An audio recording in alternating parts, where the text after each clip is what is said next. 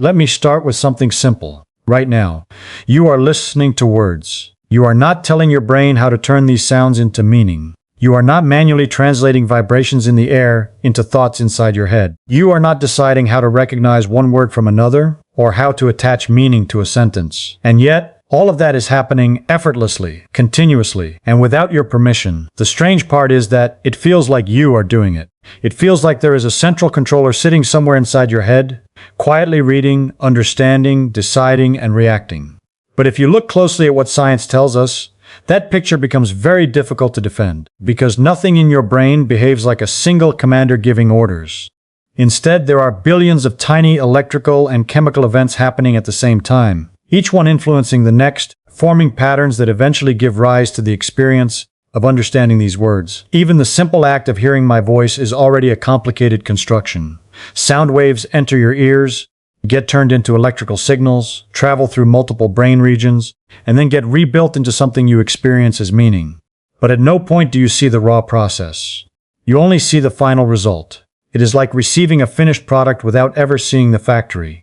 And here is where it becomes even more interesting. The brain does not just process information, it actively predicts it. It constantly tries to guess what is coming next. In fact, much of what you experience is not direct input from the world, but a prediction that your brain has generated based on past patterns. When you hear a sentence, your brain is already anticipating the next word before it arrives. When it is correct, you feel like everything is smooth and continuous. When it is wrong, you notice confusion or surprise. But in both cases, the brain is not passively receiving reality. It is constructing it in real time. Now consider something even more subtle. You did not consciously decide how to recognize the shape of each letter in these words. You did not choose how to combine them into language. You did not instruct your memory to retrieve the meaning of each concept. All of that happens beneath awareness. By the time you become aware of understanding, the process is already complete. This leads to a strange question. If so much of what you experience is generated before you become aware of it, then what exactly is the role of the conscious mind? It feels like it is in control, but control over what, exactly? Most of the heavy lifting is already done before awareness enters the picture. This does not mean that thinking is an illusion. It means something more subtle. It suggests that what we call thinking might actually be the result of a deeper system working behind the scenes, and consciousness is simply the moment when the result becomes visible to itself, like a screen turning on after the computation has already been done. So when you ask, what is my brain doing without asking permission? The answer might not be something mysterious or dramatic. It might be something more ordinary and more profound at the same time. The brain is always working, always building, always predicting, always correcting, and only occasionally letting you see the outcome as a unified experience we call me. And the deeper you look at it, the more this simple fact begins to feel less like a philosophical idea and more like a physical reality we are still learning how to understand. We usually feel like we are in control of ourselves. It seems obvious. You decide to move your hand, and your hand moves. You decide to speak, and words come out. You decide to stand up, and your body follows. From the inside, it feels like a clean chain. Thought first, action second. But when you look closer at what the brain is actually doing, that simple story starts to fall apart. The first problem is timing. In many experiments in neuroscience, researchers have found something strange. The brain begins preparing for an action before a person becomes aware of deciding. Electrical activity linked to movement can be detected in the brain slightly before the person reports the moment of decision. That does not mean the decision is fake, but it does mean that the feeling of deciding might not be the starting point of the process. It might instead be the brain noticing something that has already been set in motion. This creates an uncomfortable shift in perspective. The experience of "I decided" may not be the cause of the action, but rather a kind of internal announcement that arrives after the machinery has already started working. Now imagine a large orchestra playing music. There is no single musician controlling every instrument at once. Instead, each player follows their own sheet of music, listening to others, adjusting in real time. The music that emerges feels unified, but there is no single point where the entire performance is being commanded. Your brain is more like that orchestra than like a single conductor sitting in full control. Inside your head, billions of neurons are firing, inhibiting, amplifying, and suppressing signals. Different regions handle different jobs. Some deal with vision, some with movement, some with memory, some with prediction. None of them contains a complete picture of you. Yet somehow, the system produces a unified sense of being a single person making decisions. So where does the feeling of control come from? One idea is that the brain builds a simplified story about itself. It takes all this complex activity and compresses it into something usable, a narrative. That narrative says, I am the one deciding. It is not necessarily false in a practical sense, because it matches actions to intentions, but it may not describe the actual mechanics behind the scenes. Think of it like a weather report. The report says, it will rain tomorrow. But the report is not causing the weather. It is a simplified model built from massive amounts of data. In a similar way, your sense of I am deciding might be a simplified model built from neural activity that is already in motion. This also helps explain why actions sometimes feel automatic.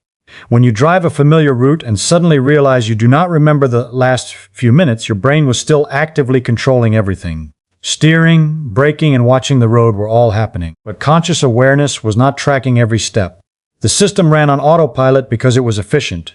So the question is not whether you are involved in your actions. You clearly are. The deeper question is what you refers to in the first place. If decisions are emerging from distributed processes, and awareness is only seeing the result after it forms, then the feeling of a central controller may be something the brain constructs rather than something it directly reveals.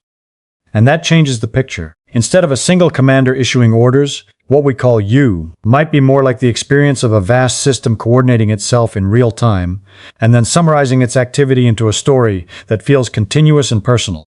One of the most important things to understand about your brain is that most of what it does is not designed for your awareness at all.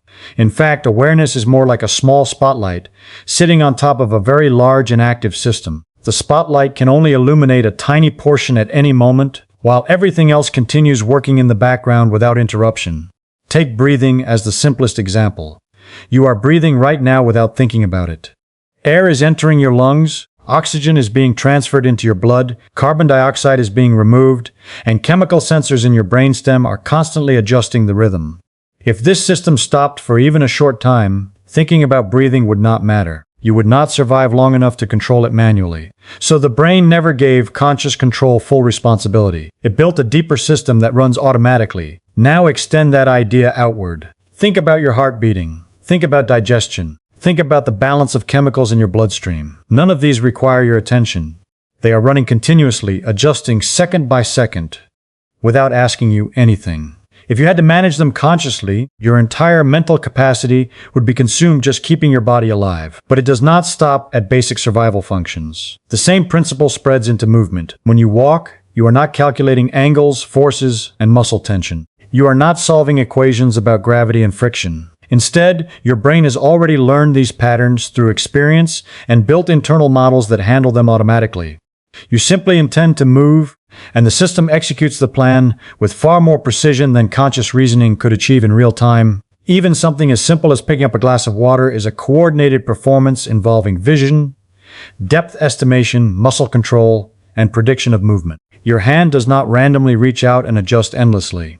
It follows a smooth trajectory, constantly correcting itself based on feedback from your senses. And all of this happens without you needing to think through each step. A useful way to imagine this is to think of a very complex machine, like a modern airplane. The pilot does not manually control every mechanical system at every moment. There are automated systems that stabilize the aircraft, adjust pressure, manage fuel, and correct course. The pilot gives general direction, but the detailed execution is handled by layers of automation. Your brain operates in a similar way, except far more advanced and far less understood. This is why daily life feels smooth most of the time. You are not consciously rebuilding every skill from scratch. You are relying on systems that have been trained over years of experience. Walking, speaking, recognizing faces, understanding language, and reacting to danger are all processes that run at speeds far beyond deliberate thought.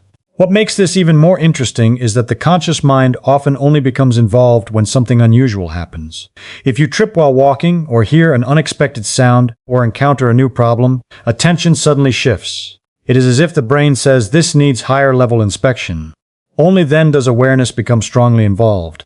So instead of being the constant driver of every action, consciousness behaves more like a selective observer and occasional supervisor. It watches most of the time, intervenes when needed, and then returns control back to automatic systems. This creates a strange but important realization. The brain is not divided into conscious and unconscious parts as enemies or separate entities. They are deeply connected layers of the same system. One layer handles speed, efficiency, and survival level operations. The other layer handles reflection, planning, and storytelling. And most of the time, the deeper layer is doing the real work without asking permission, while the conscious layer experiences the outcome and calls it me. If we continue pulling this idea deeper, we find something even more surprising. It is not just that your brain runs automatic systems in the background. It is that almost everything you think you are directly experiencing is actually being constructed for you, rather than simply received. Vision is a good place to see this clearly. You feel like you are looking out through your eyes at a detailed, stable world. It feels continuous, rich, and fully present. But if we look at what is actually entering your eyes, the picture is very different. Your retina does not capture a full, high-resolution image of reality. It captures a small, uneven, constantly shifting set of signals. Your eyes also move rapidly several times per second, creating interruptions in input. On top of that, there is a blind spot in each eye where no visual information is detected at all. So why do you not see a broken, flickering, incomplete world? Because your brain is not showing you raw data. It is building a model. It takes fragmented signals, combines them with memory, predicts missing parts, and produces a stable simulation that feels like a complete scene. In other words, what you experience as seeing is not the outside world directly entering your mind. It is your brain's best guess of what the outside world is, updated continuously. A simple analogy helps here. Imagine a very advanced video game running on a computer. The game does not render every part of the world at full detail at all times.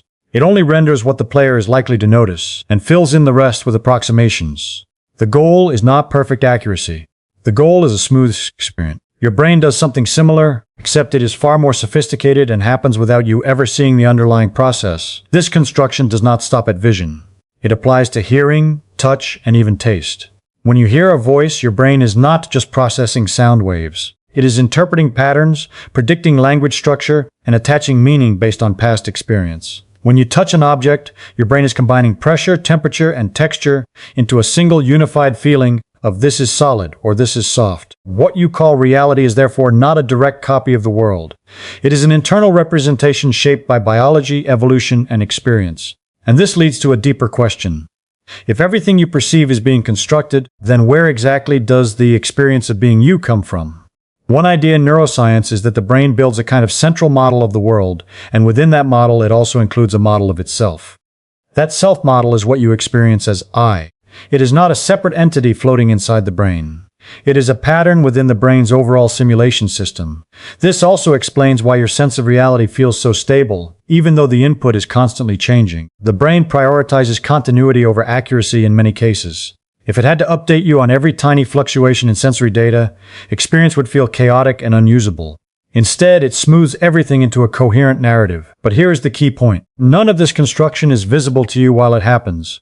You do not see the prediction process. You only see the finished result. You do not see the stitching together of sensory fragments. You only see a seamless world. So what feels like direct access to reality is actually a carefully assembled interpretation. And what feels like a continuous self moving through that reality may itself be part of the same construction process, generated quietly and constantly by the brain, without asking permission from anything you would normally call you. Now let's slow down and ask a more uncomfortable question. If so much of your perception is constructed, and so many of your actions are prepared before awareness arrives, then what exactly is the role of memory in all of this? Most people imagine memory as something like a storage room. You open a door, walk inside, find a box labeled yesterday, and pull out an intact recording of what happened. It feels natural to think this way because it matches how we store files on a computer or books in a library. But the brain does not store experiences like files. It does something far stranger. Memory is not retrieval. It is reconstruction. Every time you remember something, your brain rebuilds it. It uses fragments of information, emotional tags, context clues, and current beliefs to recreate what it thinks happened. But this reconstruction is not perfectly faithful. It is influenced by your present state, your expectations, and even later experiences that did not exist at the time of the original event. This means something very important. Your memories are not fixed objects sitting untouched inside your head. They are living processes that change slightly every time you access them. A simple analogy helps here. Imagine you are copying a painting, but each time you copy it, you do it from the previous copy instead of the original. Over time, small differences accumulate. Colors shift, details blur. Some elements become exaggerated, others disappear. After many generations, the final painting may still resemble the original, but it is no longer identical to it. Memory works in a similar way inside the brain. This is why two people can experience the same event and later describe it in completely different ways. It is not necessarily because one is lying or mistaken. It is because each brain constructs its own version of the event based on different attention, emotions, and interpretations at the time. Even more interesting is what happens when memories are recalled repeatedly. Each recall slightly modifies the memory itself before it is stored again. So remembering is not passive. It is an active rewriting process. Now consider what this means for your sense of identity. You often think of yourself as a continuous person stretching from past to present. That continuity is largely built from memory. But if memory is flexible and reconstructive, then the you that exists in your past is not a fixed recording. It is a version continuously rebuilt by your present brain. There is also another layer to this. The brain does not just store facts. It stores emotional significance. This is why certain memories feel stronger than others. Emotional intensity acts like a weighting system, telling the brain what is important to preserve and what can fade. But even emotional memories are not immune to distortion. Over time, the emotional tone of a memory can shift. A painful experience may become less intense, or sometimes even more dramatic, depending on how it is reinterpreted in later life. All of this leads to a difficult but important realization. Your past is not something you directly access. It is something your brain reconstructs each time you think about it. And that reconstruction is influenced by the present moment in ways you do not consciously control. So when you ask what your brain is doing without asking permission, memory becomes a clear example. It is constantly rewriting your internal history, updating your personal narrative, and reshaping the story of who you are, all while you experience it as if you are simply remembering what happened. And the deeper implication is this: if both your perception of the present and your reconstruction of the past are being actively built by the brain, then your entire sense of a stable, continuous self is not a fixed object. It is an ongoing process, continuously generated, continuously updated, and never fully visible while it is happening. Now let's go one layer deeper, because there is still a missing piece in this picture. If your brain is constructing your perception of the world and reconstructing your memory of the past, then what is actually seeing all of this? Where does the feeling of awareness itself come from? This is where things become less certain, even for science. We know a lot about how neurons behave. We can measure electrical activity, map brain regions, track chemical signals, and observe patterns linked to attention, language, emotion, and movement. We can even predict certain decisions seconds before a person becomes aware of making them. But there is a gap between all of this physical activity and the subjective experience of being aware of it. That gap is not small. It is the central mystery, because no matter how detailed our measurements become, they still describe processes happening in physical space. They describe signals, structures, and interactions. But none of those descriptions, by themselves, explain why there is something it feels like to be you. For example, we can fully describe what happens in the brain when you see the color red. We can identify which neurons fire, which pathways activate, and how the signal is processed. But that description does not explain why that process is accompanied by the experience of redness itself. The raw feeling is not found in the equations or the wiring diagram. This is why consciousness is often called the hardest problem in science. Not because we know nothing, but because what we do know does not yet connect to what we experience from the inside. One way to think about this is to imagine a very advanced robot that can perfectly analyze human behavior. It can predict actions, translate language, and even simulate emotions in others.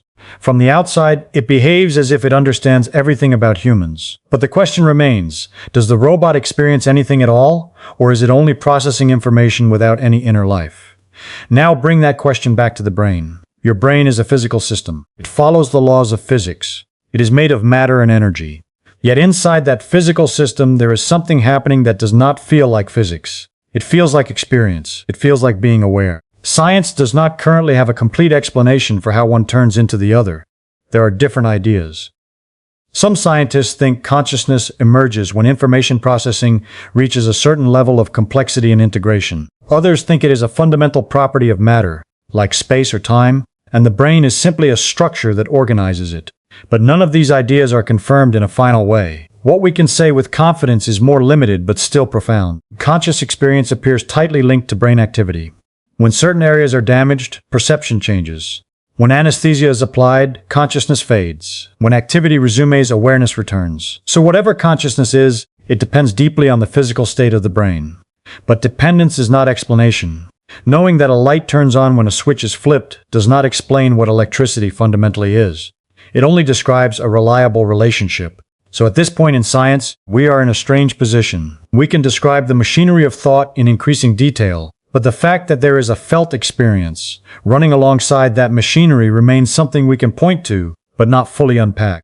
And this is important because it means something very simple and very deep at the same time. The thing you call being aware right now is not fully understood. Even though it is the most familiar thing in your entire life, you do not encounter it as a theory. You encounter it directly. And yet, when we try to explain it, we find ourselves describing processes that happen inside the brain, while the experience itself quietly remains just out of reach of those descriptions. So consciousness sits at the boundary of what we know and what we do not know. It is where physics meets experience, but the bridge between them is still under construction. If we step back from all the details, something very strange starts to appear. The brain is clearly doing many things at once. It controls the body, builds perception, reconstructs memory, predicts the future, and constantly adjusts behavior. But none of these processes comes with a central instruction manual that says this is the self. And yet, there is a persistent feeling that there is a single someone behind everything, a unified observer, a thinker, a chooser. So where does that feeling come from? One useful idea is that the brain builds a model of the world in order to survive in it. That model includes not only objects like trees, people, and objects you can touch, but also a model of the body itself. The brain needs to track where the body is, what it is doing, and what it intends to do next. But here is the key step. The brain also models its own internal activity. It builds a simplified representation of its own processes. That self-representation is what we experience as I. Not as a separate entity inside the brain, but as a constructed model that summarizes everything the brain is doing in a way that can be used for decision-making and prediction. A helpful analogy is a map. A map of a city is not the city itself. It is a simplified representation designed for navigation. It removes unnecessary detail and keeps useful structure. Now imagine a map that also includes a marker saying you are here. That marker is not a physical object in the city. It is a reference point inside the map system. In a similar way, the brain creates a reference point that says, in effect, this is the center of experience. That reference point is not a physical controller. It is a functional summary. This helps explain something else that is often confusing. We tend to think of ourselves as located somewhere inside the head, looking out through the eyes like a camera. But that feeling of being inside looking out is itself part of the brain's model. There is no literal point in the brain where experience is being watched like a screen. Instead, experience is distributed across many interacting systems. Another way to see this is to consider how flexible the sense of self can be. In dreams, the sense of identity can shift without resistance. You can be yourself, then suddenly be someone else, without noticing the transition. In deep concentration, the sense of self can fade into the background. In certain neurological conditions, it can split or distort. And yet in waking life, it feels stable and continuous. This suggests that the self is not a fixed object. It is a stable pattern that the brain maintains because it is useful for coordination. It helps unify memory, perception, and action into a single working framework. Without it, the system would still function in pieces, but it would be harder to integrate decisions across time. So the feeling of being someone may be less like discovering a hidden entity and more like the brain continuously generating a point of coherence inside a complex system. And what we call experience may be what it feels like for that system to be organized in a way that refers back to itself. This is not a complete explanation. There are still deep gaps in understanding how subjective experience arises from physical processes. But it shifts the question in an important way. Instead of asking where the self is located, we begin to ask why a system like the brain would construct a model of itself at all, and why that model would feel like a single continuous observer. And at that point, the idea of you stops looking like a simple fact and starts looking like an active process the brain is running every moment without stopping, without asking permission, and without ever showing you the machinery behind it. Now we can put all of this together and ask a final question that feels simple, but is actually very deep. If your perception is constructed, your memory is reconstructed, your actions are prepared before awareness, and even your sense of self is a model generated by the brain, then what is actually happening when you say, I am experiencing life? One answer is that you are not a separate thing sitting inside the brain watching everything happen. Instead, what you call you is the ongoing activity of the brain itself, organized in a way that becomes aware of its own output. It is a process that not only processes information, but also represents that processing. Think of it like a system that is constantly writing a story about what it is doing while it is doing it. That story is not separate from the system. It is part of the system's operation. But because the story is coherent and continuous, it creates the impression of a stable observer moving through time. This is why life feels like a continuous movie. Even though your brain is constantly updating, predicting, correcting, and reconstructing, the final experience is smooth. The transitions are hidden. The computations are invisible. Only the result is presented. And the result is what you call reality. But science suggests something important here. That reality is not a direct window onto the world. It is a controlled interface.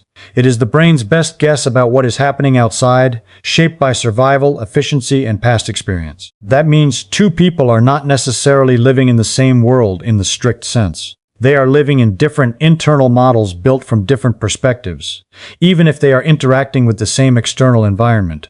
Now extend this further. If your present experience is a constructed model, and your past is a reconstructed model, then your entire timeline of existence is also a constructed narrative.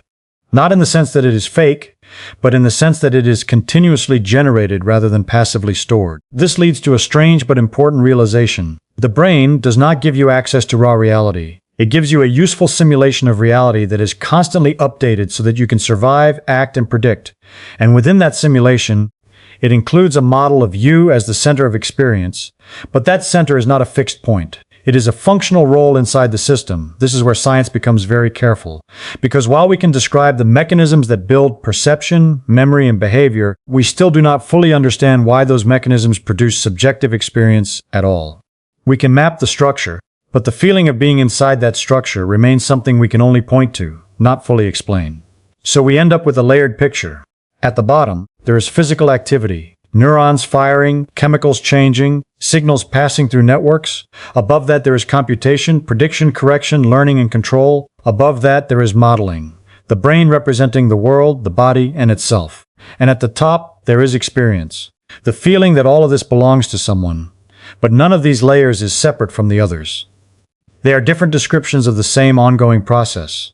So when you ask what your brain is doing without asking permission, the answer is not that it is hiding something from you. It is that the system does not need permission, because you are not outside the system. You are what the system feels like from the inside while it is running. And that leads to a final shift in perspective. The boundary you normally assume between observer and observed becomes less clear. The brain is not just producing a picture of the world. It is producing the very point from which that picture is experienced.